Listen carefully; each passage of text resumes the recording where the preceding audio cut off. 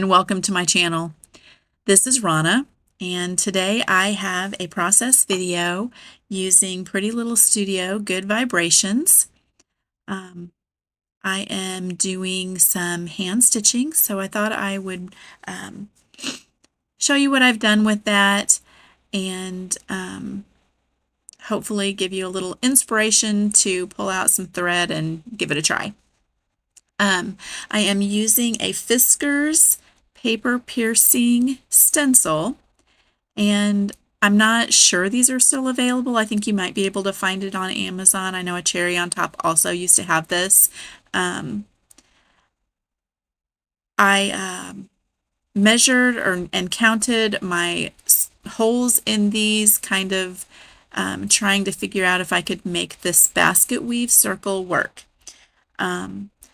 Ideally, you'd have the same number of holes for your outer circle and your inner circle. This template doesn't, and I probably could have done this on my Cricut and made it exact, and that probably would have been a better choice.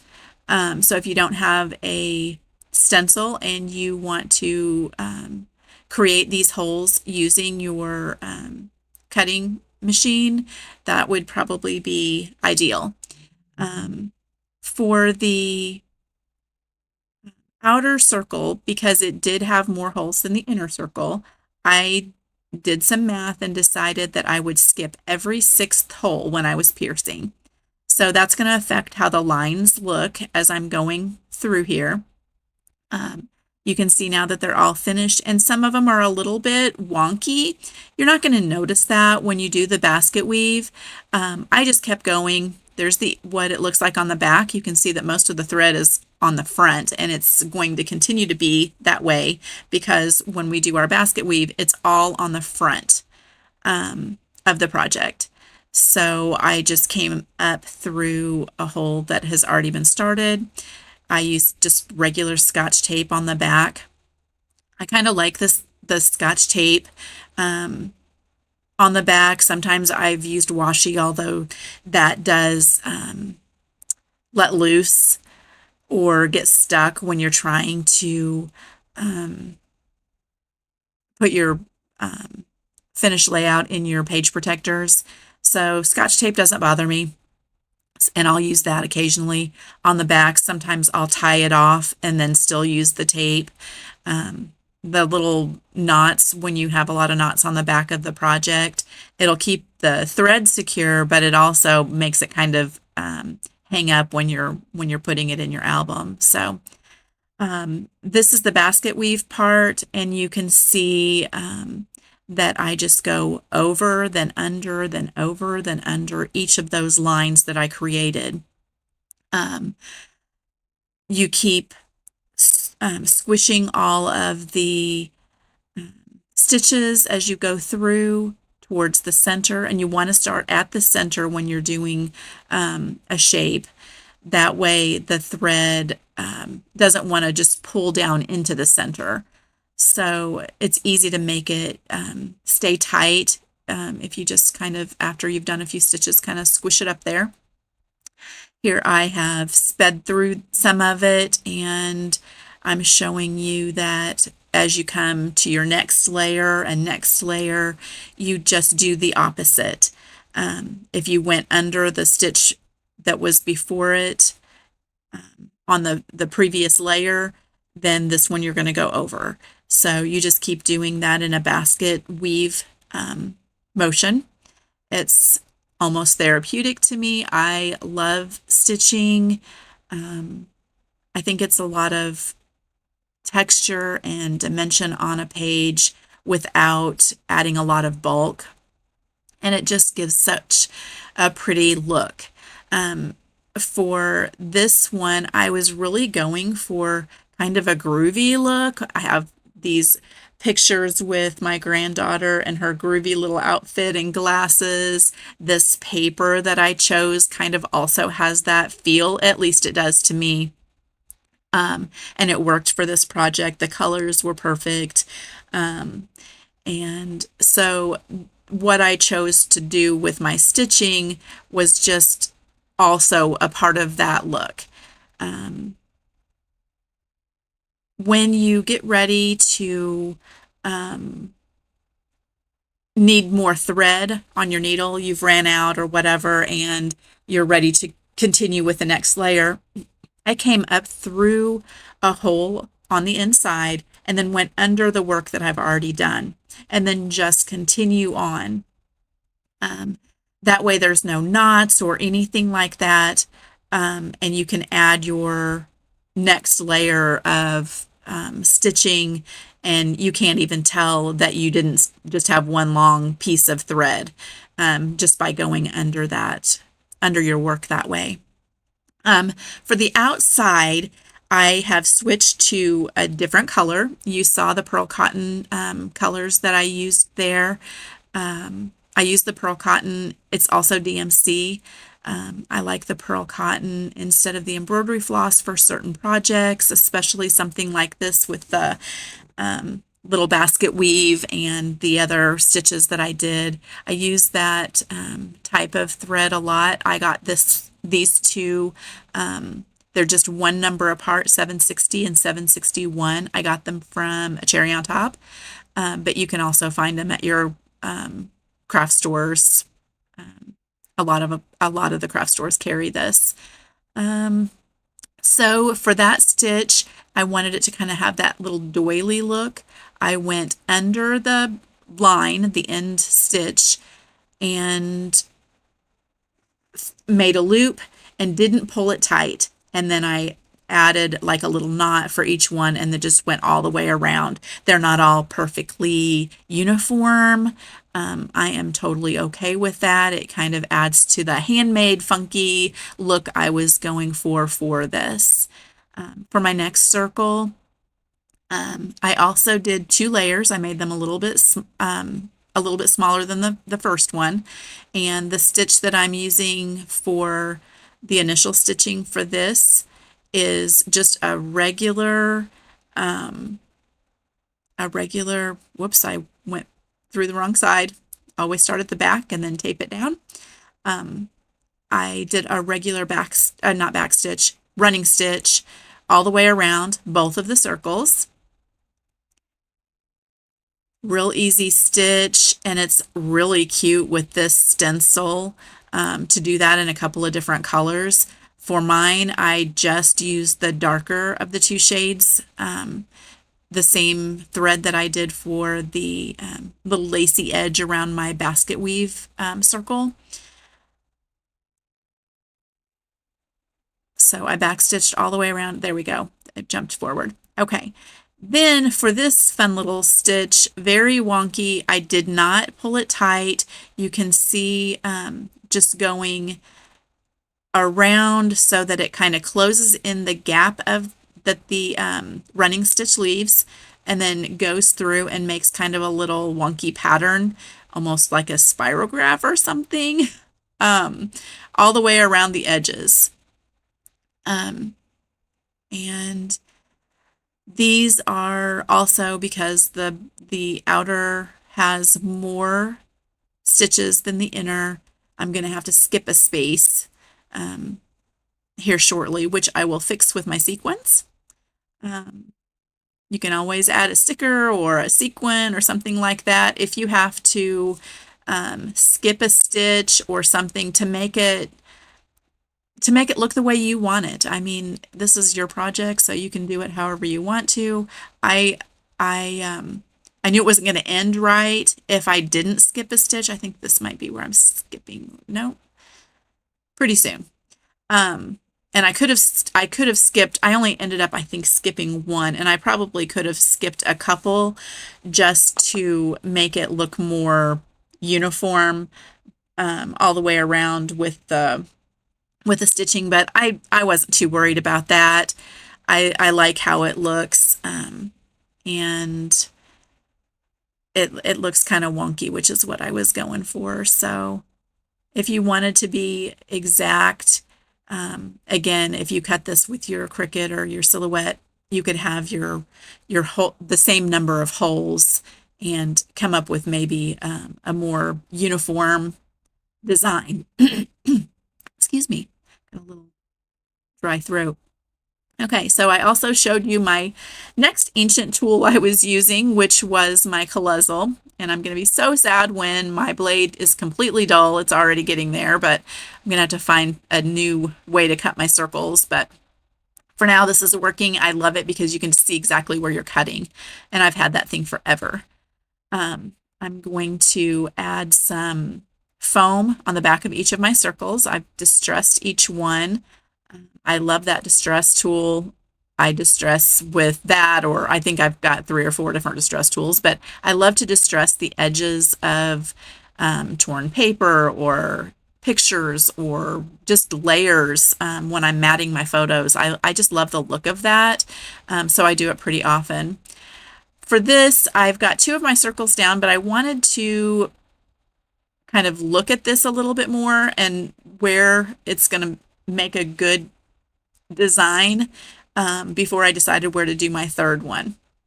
So I kind of decided on this placement, and when I start my embellishing, you'll see that it kind of makes a circle design.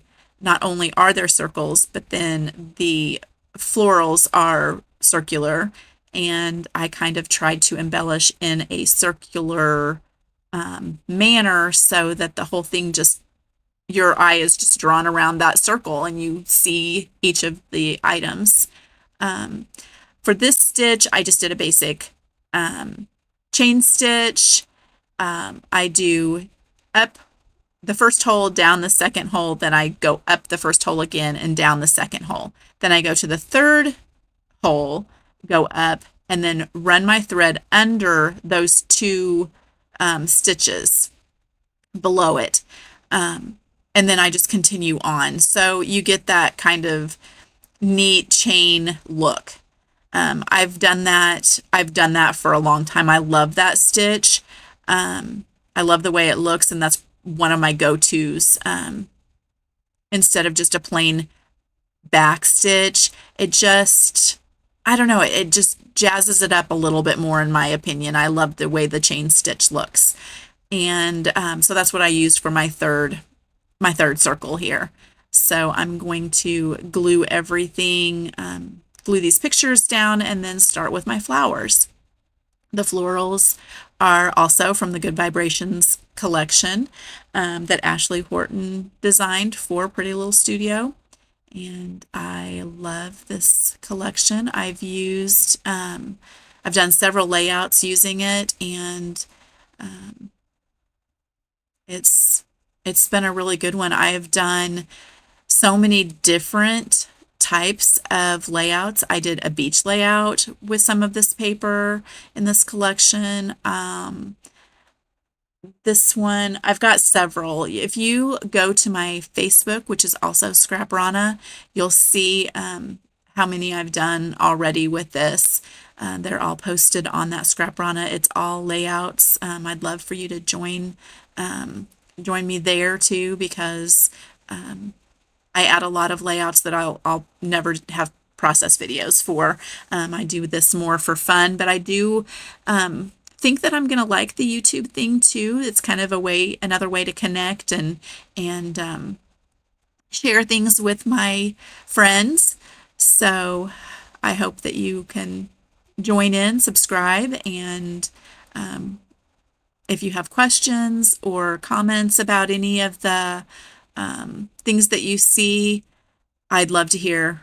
I'd love to hear your feedback. I'd love to hear your questions, and I would be happy to answer any that I can. I had several die cuts, and I also pulled out the stickers, and to make them more the same weight as the die cuts, I just stuck it on a piece of cardstock, and I'm cutting around that.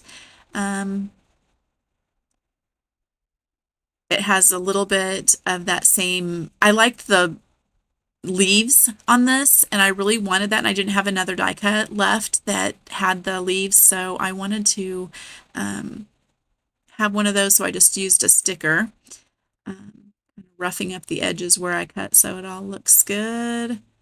Get it placed where it needs to be. That works. Now for this one, I was trying to decide which third flower, and I knew I needed something that was a little bit dark, like the G in Good Stuff down there. I wanted that dark look up there. Um, so I will get that figured out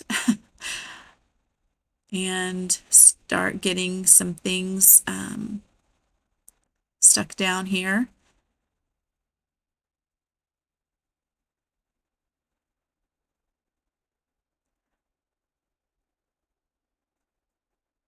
You can see with my placement here, I've got a little bit of just empty space in the orange above that smallest photo, and it kind of stopped the circle design I was going for. And I didn't really even realize that I needed to have something there until I had finished filming. So in the still pictures, you're going to see that I added a title, Beautifully You, which was very appropriate. Um, I added that above that, and that just kind of closed out that empty space there to make it look more like a circle.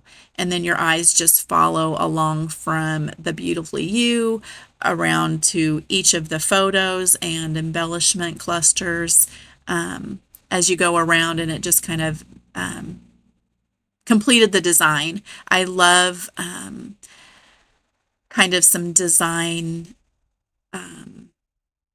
I usually have a design in mind, so sometimes I do a lot of diagonal design where all of the embellishments kind of follow a diagonal line across the layout. I also like to do like a cross or a T. A lot of those are wonky for me. I'll do them farther on the left side or farther on the right side, and then have where it crosses across, either using the placement of the pictures or the placement of the embellishments and pattern papers, that kind of thing. But for me, I kind of have to have a design in mind before I start. There's the black one that was definitely what I needed, and I really wanted to get something pink up there, so I thought, oh, I could just add another sticker and it would fit in here and the black would still show, but nope, it was too covered. Um, so I fiddle around with that a lot and try another sticker that's exactly the same size, and of course, it's not going to work either. Um, and then I will get this same one stuck down. I fiddle around a lot trying to make my decisions when I'm scrapbooking. Uh, and I left it in on this one. And I'm going to fiddle around with some sequins. These beautiful sequins are also from Pretty Little Studio.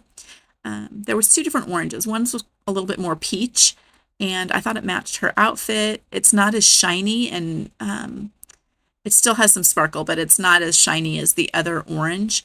And I just thought it kind of it went with the softness of her outfit and this layout and the thread and the everything. So I just went with the softer one. I love all of the sequins. Um, a lot of a lot of the sequins are just here and there to kind of add a little touch of sparkle, but also I added it if I had well, for the place where I skipped a stitch, um, and it worked perfectly. Like you can't tell that I had to skip a stitch there to make my design work better. I will add a sequin anytime I need to fix a little bit. Sometimes there's a splatter that gets in the wrong place, and I'll just cover it with a sequin. Kind of my go-to because I'm going to add the sequins in on so many of my layouts anyway, and they are a great way to fix a little error. So I get all of these kind of placed where I want them, and then I will start getting those glued down. I use Nuvo Deluxe adhesive, and the that glue will hold the sequins down. I've never had any of them popping off. And I look at my layouts, I go back through, they get bent around a little bit because the kids look at them also. And I haven't had any problems with anything that I've glued with this Nuvo Deluxe adhesive. Um, it's a little bit harder as I start putting it on the thread.